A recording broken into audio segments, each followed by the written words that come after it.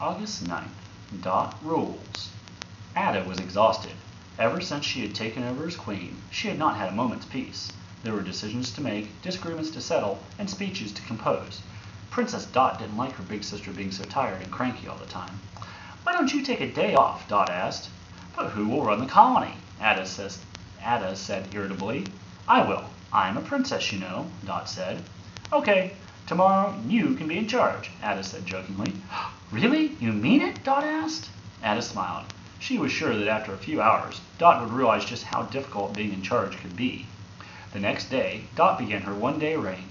The first problem arose when their mother's pet, Afy, ate some leaves that were going to be used to build a rain shelter. "You need a time-out," scolded Dot. She put Afy in a pen for 10 minutes. When he came back out, he was a model aphid.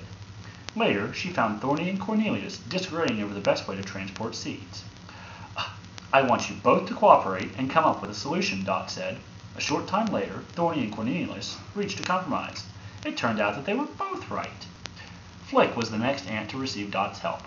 "I can't seem to get this new ant mover to work," he complained. "How long have you been working on it?" Dot asked. Flick thought for a moment. "Ever since I woke up," he answered. "I worked right through breakfast and lunch, and although I did snack on a few seed crumbs." "Flick," Dot said, "you can't think properly if your body doesn't have fuel. You need to stop and eat something, and I don't mean a few seed crumbs. And why don't you take a nap while you're at it?" Dot had a lot of advice to share with her royal subjects that day. She reminded Mr. Soil's conservation class that everyone should have a turn to speak. She insisted that the ant boys pick their toys up off the ground, and she firmly told her mother that there was no whining allowed, even if she was upset about Afy getting a time out. By the end of the day, both Ada and her mother had to admit the colony had run smoothly with Dot in charge.